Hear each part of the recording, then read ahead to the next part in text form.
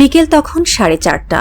ঢাকার আকাশে ঝুলে থাকা গাঢ় মেঘে সূর্য ডুবে যাওয়ার আগুনের রং ছড়িয়ে দিচ্ছে। রাজধানীর তেজগাঁওয়ের সামরিক কনফারেন্স রুমে তখনও আলো জ্বলছে। বাইরে টহলরত সেনা সদস্যদের ছায়া ধীরে ধীরে দীর্ঘ হচ্ছে, আর ভেতরে থমথমে ঘর জুড়ে ভেসে বেড়াচ্ছে একটি বাক্য: যদি আমরা আসিয়ানে ঢুকি, ইতিহাস একটিবারের জন্য থমকে দাঁড়াবে। কথাটা বলছেন অন্তর্বর্তী সরকারের শীর্ষ কৌশল প্রণেতা, একজন অভিজ্ঞ ও নীরব কূটনীতিক, যিনি এর আগে জাতিসংঘ মিশনের নেতৃত্ব দিয়েছেন, আবার শান্তির নামে সংঘাতের মধ্যেও বুঝে শুনে অবস্থান নিয়েছেন। পাশে বসে পররাষ্ট্র মন্ত্রণালয়ের গুরুত্বপূর্ণ ডিপ্লোমেট, মুখ গম্ভীর, চোখের সামনে খোলা নোটবুকে বড় অক্ষরে লেখা আসিয়ান মিশন ফাইনাল। এই একটি সিদ্ধান্ত বাংলাদেশকে কেবল দক্ষিণ এশিয়ার প্রান্ত থেকে সরিয়ে নিয়ে যেতে পারে একটি নতুন ভূ রাজনৈতিক কেন্দ্রে। সেই সম্ভাবনার প্রতিটি ঢেউ এখন কূটনৈতিক অঙ্গনে আলোড়ন তুলেছে। প্রশ্ন উঠছে, বাংলাদেশ কি আসলেই আসিয়ান সদস্য হবার জন্য প্রস্তুত?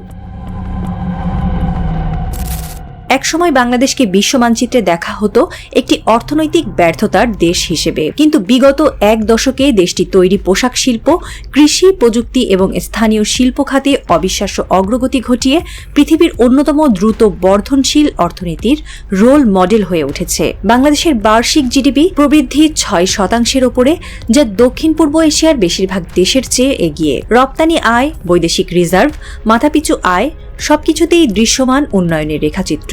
এই আর্থিক ক্ষমতা ও কৌশলগত অবস্থানের পটভূমিতে আসিয়ান, এশিয়ার অন্যতম প্রভাবশালী বাণিজ্যিক ও রাজনৈতিক জোট, বাংলাদেশের সামনে খুলে দিয়েছে এক সুবিশাল সম্ভাবনার দরজা। আসিয়ান জোটের 10টি সদস্য দেশের সম্মিলিত জিডিপি বিশ্বের প্রায় 9% অর্থনীতিকে প্রতিনিধিত্ব করে। জনসংখ্যা 650 মিলিয়ন, বাণিজ্যের বিশাল সুযোগ, প্রযুক্তি ও পরিকাঠামোর উৎকর্ষতা, সব মিলিয়ে এটি দক্ষিণ পূর্ব এশিয়ার একটি অঘোষিত মিনি ইউরোপ। কিন্তু অবাক করার মতো তথ্য হল, বাংলাদেশের বৈশ্বিক বাণিজ্যের মাত্র 10% হয় আসিয়ান দেশের সঙ্গে, যেখানে ইউরোপের সঙ্গে বাণিজ্য 31%, অন্য এশীয় দেশগুলোর সঙ্গে 42%। এই অমিলই প্রমাণ করে সম্ভাবনার একটি বিশাল অঞ্চল আজও বাংলাদেশের জন্য অব্যবহৃত। আসিয়ানে যোগ দিলে বাংলাদেশ যে শুধু বাজার পাবে তা নয়, রপ্তানির নতুন গতি, রিজার্ভে স্থিতিশীলতা আর বৈদেশিক বিনিয়োগের পথ প্রশস্ত হবে। বর্তমানে দক্ষিণ পূর্ব এশিয়ার বহু দেশে প্রায় 20 লাখ বাংলাদেশি শ্রমিক কাজ করছেন। সদস্যপদ নিশ্চিত হলে তারা পাবে অধিক সুরক্ষা, অধিকার ও বৈধতার নিশ্চয়তা। বাংলাদেশের বিশাল তরুণ শিক্ষিত জনগোষ্ঠী আসিয়ানভুক্ত দেশগুলোর শিল্প ও প্রযুক্তি সেক্টরে কাজের সুযোগ পাবে, ফলে জ্ঞান ও প্রযুক্তির স্থানান্তরে আসবে বিপ্লব। এই চুক্তি বাস্তবায়িত হলে বাংলাদেশের অভ্যন্তরীণ প্রযুক্তি খাতেও আসবে আন্তর্জাতিক সমন্বয়, যা তাকে একটি ডিজিটাল ট্রান্সফরমেশন সেন্টার বানাতে পারে।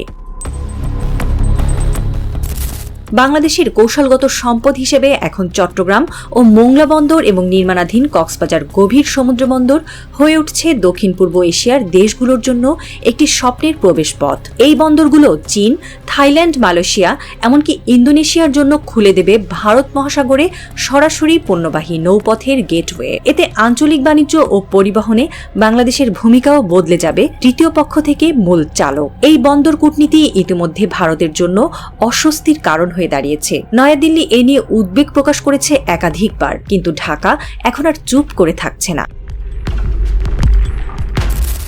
সরকারের কৌশল প্রণেতা, যিনি এখন পুরো প্রক্রিয়ার তদারক করছেন, তার নেতৃত্বে একটি নির্ভুল এবং নিরবচারে পরিকল্পনা বাস্তবায়ন হচ্ছে। তিনি নিজে সাংবাদিকদের সামনে আসেন না, কিন্তু জাতীয় নিরাপত্তা কাউন্সিলের রুদ্ধদ্বার বৈঠকে এখন তার কথাই শেষ কথা। নেপাল, শ্রীলঙ্কা, মালদ্বীপ, এই দেশগুলো ভারতের একছত্র আধিপত্যে ক্লান্ত হয়ে বিকল্প পথ খুঁজছে। সেক্ষেত্রে বাংলাদেশ তাদের কাছে হয়ে উঠছে আঞ্চলিক সেতু বন্ধনের এক সম্ভাব্য আশ্রয়। চীন ইতোমধ্যে ঢাকাকে চীন, মায়ানমার, বাংলাদেশ অর্থনৈতিক করিডোরে সম্পৃক্ত করার প্রস্তাব দিয়েছে। পররাষ্ট্রমন্ত্রী পর্যায়ে আলোচনাও হয়েছে। আসিয়ান সদস্যপদ পেলে এই করিডোর বাস্তবায়নেও হবে সময়ের ব্যাপার। আসিয়ানের পরবর্তী যে কোনো শীর্ষ সম্মেলনে বাংলাদেশকে অবজারভার থেকে সরিয়ে ফুল মেম্বার হিসেবে ঘোষণা করা হতে পারে, এমনটাই জানিয়েছেন অভ্যন্তরীণ কূটনৈতিক সূত্র। কিন্তু এখানেই শেষ নয়।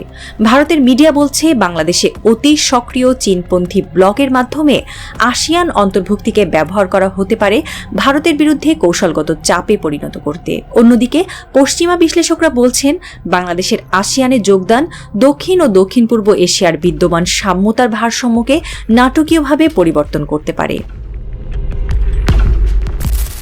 তেজগাঁওয়ের সেই কনফারেন্স রুমে আলো নিভে এসেছে, কিন্তু একটা ফাইল খোলা রয়ে গেছে। প্রচ্ছদে লেখা আসিয়ান ফাইনালাইজেশন টপ সিক্রেট। কৌশল নেতা চুপচাপ জানালার বাইরে তাকিয়ে আছেন। তিনি ভাবছেন, একটি সদস্য পদ কখনোই কেবল একটি চুক্তি নয়, এটা অনেক সময় একটি অঘোষিত যুদ্ধের শুরু। এই লড়াই শুরু হয়েছে মোদির প্রতিবন্ধকতার কারণে। হিন্দুত্ববাদী নেতা ভেবেছিলেন একঘরে করতে পারবেন, কিন্তু ঘটনা ঘটেছে উল্টো। মোদির ভারতের থেকে ক্রমশ মুখ ফিরিয়ে নিচ্ছে পৃথিবী। প্রফেসর ইউনূসের নেতৃত্ব দেখিয়ে দিচ্ছে বাংলাদেশের জন্য বিশ্বের সব দরজাই খোলা।